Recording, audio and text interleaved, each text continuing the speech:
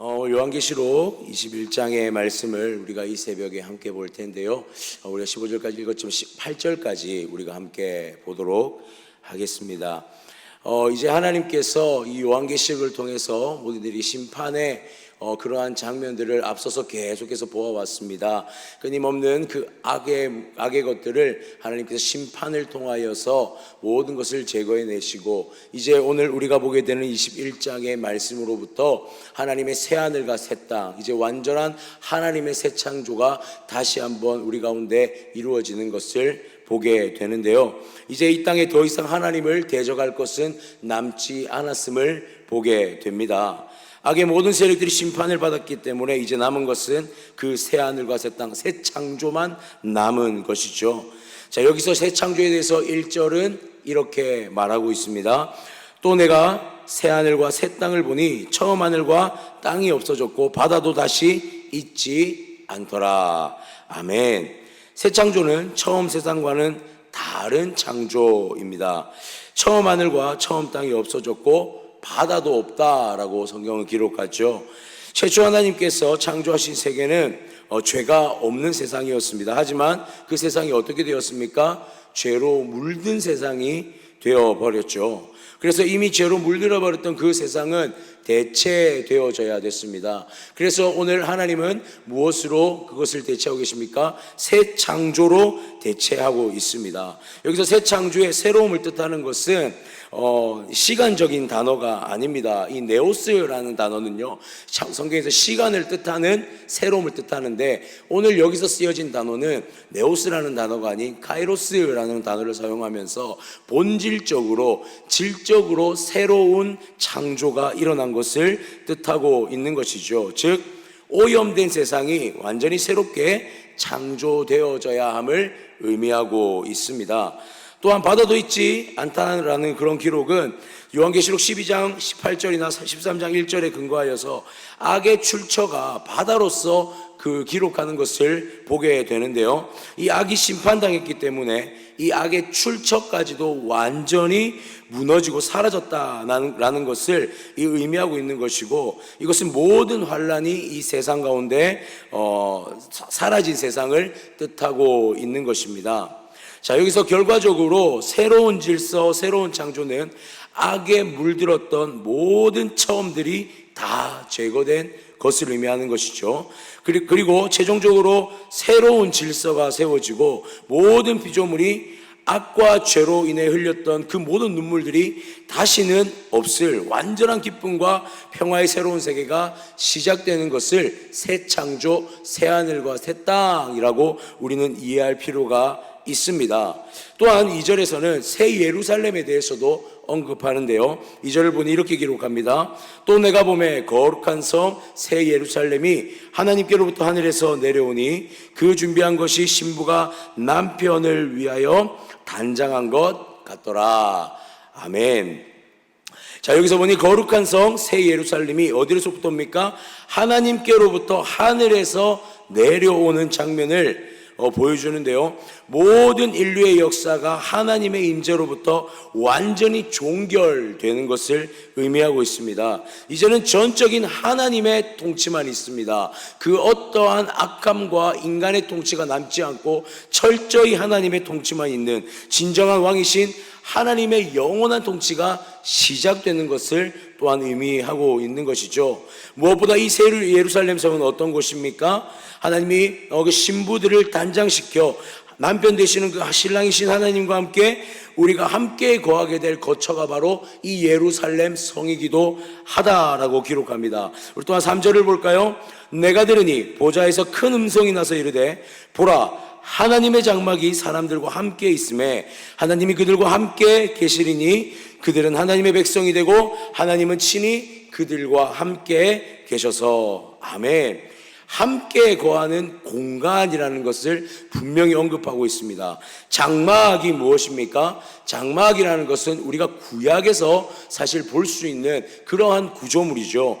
이 장막은 유일하게 하나님과 백성이 만나고 교통할 수 있는 장소가 장막이었습니다. 그런데 이 새 예루살렘을 무엇이라고 선포합니까? 새 장막, 하나님과 우리가 함께 거하며 영원히 교통할 장소라고 3장은 분명하게 언급하고 있는 것이죠.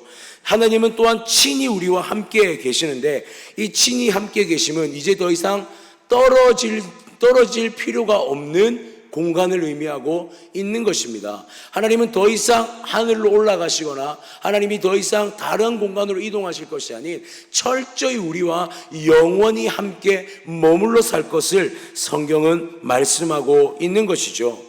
그리고 이어서 4절에는 이 하나님의 임재 가운데 완전한 그 땅 가운데서 우리가 누리게 될 것이 무엇이라 말하냐면, 4절에 보니 모든 눈물을 그 눈에서 닦아주시니 다시는 사망이 없고 애통하는 것이나 곡하는 것이나 아픈 것이 다시 있지 아니하리니 처음 것들이 다 지나갔음이로라. 아멘. 그곳은 어떤 곳입니까? 주님께서 우리의 눈물을 닦아주실 곳입니다. 더 이상 우리에게 슬픔이 없습니다. 더 이상 우리에게 환난이 없습니다. 더 이상 우리에게 고난도 없습니다.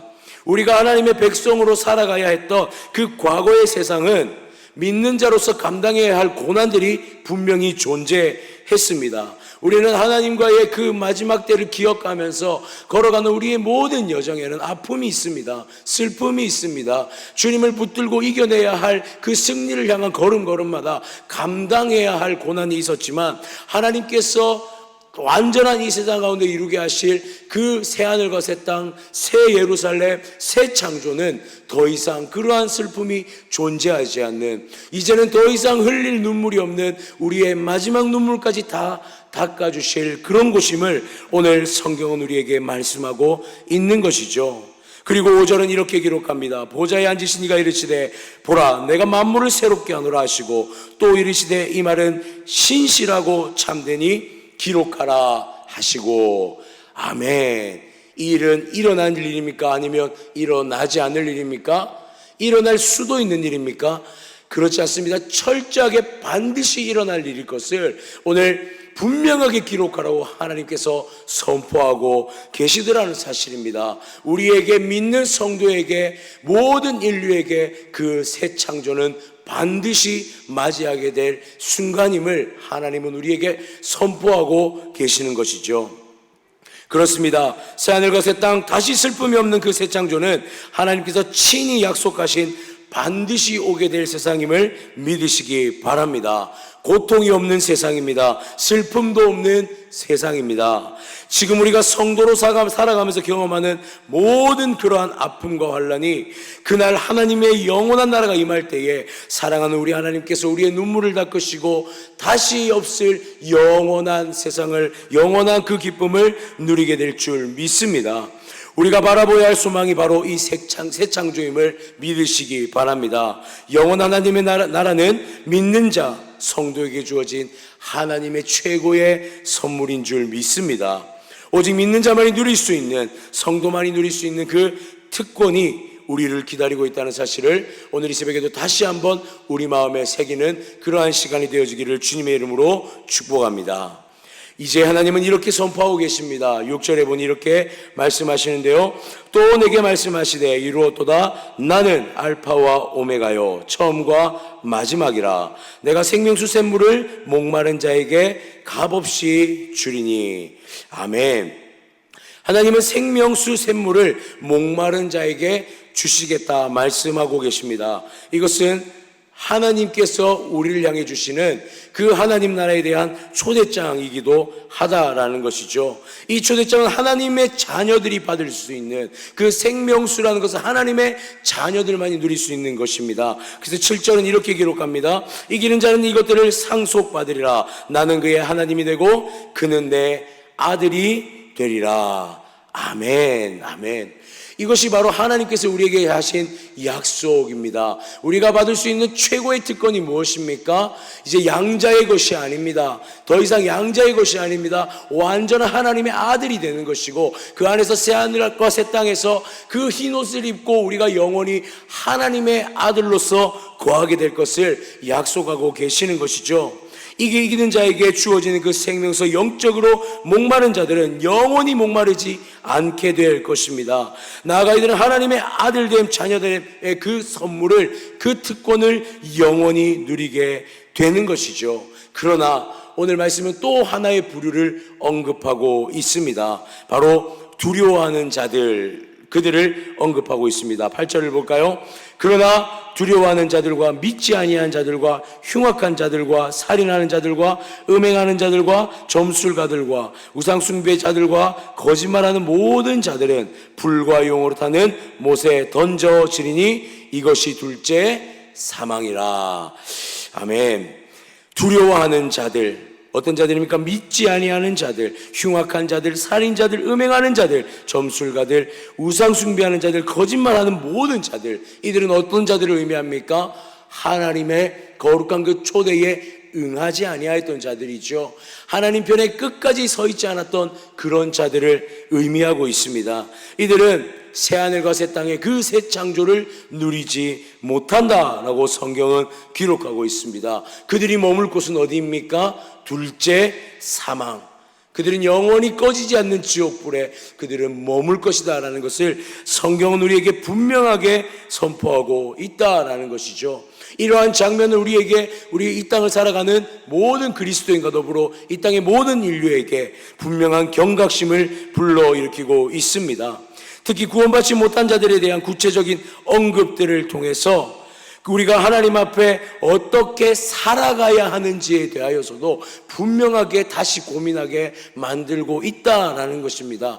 그저 믿었다라는 것으로 내 믿음이 확정되는 것이 아니라 믿었다 함으로 확정되지만 그 믿음을 또 확증하며 살아가야 할 우리의 삶의 걸음들이 있다라는 것을 성경은 분명하게 보여주고 있는 것이죠. 무엇보다 성경이 우리에게 더 두렵게 다가오는 것은 분명한 그 결과가 두 가지로 명확하게 나누어져 있다라는 사실입니다. 구원받은 하나님의 백성은 어디에서 머문다고 했습니까? 새 창조의 영원한 새 예루살렘에 머무르게 되지만 하나님을 믿지 않는 백성은 그 마지막 둘째 지옥 가운데 둘째 그 사망 속에 머물게 될 것이라는 사실을 성경은 분명하게 구별하여 나누고 있다라는 사실입니다. 여러분, 세상의 사람들과 우리가 다른 이유가 무엇입니까? 우리는 바로 이 끝을 알고 살아간다라는 사실입니다. 우리는 반드시 이 끝이 온다는 사실을 믿으며 살아간다는 것이 세상의 사람들과 다른 것입니다. 그들은 이 알지 못합니다. 그들은 믿지 못합니다. 그래서 그들은 흉악한 자들로 살아갑니다. 그래서 그들은 점성술사와 같은 자들로 살아갑니다. 그들은 살인하는 자와 음행하는 자로 살아가게 되는 것이죠. 무엇이 문제입니까? 이 끝에 대한 믿음이 없기 때문입니다. 사랑하는 성도님들, 새 창조 새 예루살렘이 우리의 소망이 되어지기를 간절히 소원합니다. 그 끝을 기대하며 살아가는 우리가 되어지기를 간절히 소망합니다. 신앙생활을 하고 있지만, 여전히 하나님 앞에 나와 예배를 드리고 있지만, 여전히 그 끝에 대한 희미함만으로 나아가고 있다면 그것은 언제든지 무너질 수 있다는 사실을 기억해야 할 줄 믿습니다. 예수 그리스도의 오심과 그분의 부활과 구원을 통하여서 이 마지막 때를 주님께서 약속을 보여주셨고 그것이 이루어진다는 사실을 먼저 우리에게 보여주셨듯이 이 마지막의 날은 분명히 우리에게 올 날임을 우리가 기억했으면 좋겠습니다. 여러분, 이 땅에서 사는 시간은 우리에게 어떤 시간입니까?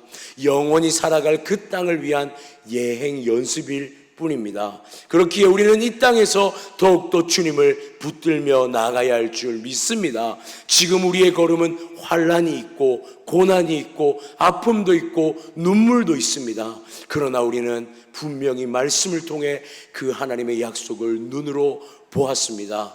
어느 때입니까? 눈물이 없습니다. 고난도 없습니다. 환난도 없습니다. 영원히 기쁨만이 있을, 하나님만을 영원히 찬양할 그 새 예루살렘, 오늘 이 새벽에 그 새 예루살렘을 꿈꾸며 나아가는 우리가 되어지기를 간절히 소망합니다. 영원한 새 하늘과 새 땅, 새 예루살렘에 거할 것을 기대하십시오. 오늘 우리의 눈물이 변심되어지지 않기를 간절히 소망합니다. 악한 세상에서, 그 눈물의 세상에서 눈물 닦아주실 그날을 기대하며 영원한 저 하늘의 소망 바라보며 나아가는, 그렇게 오늘도 승리의 한 걸음을 믿음으로 내디디며 살아가는 우리가 되어지기를 주님의 이름으로 축원합니다.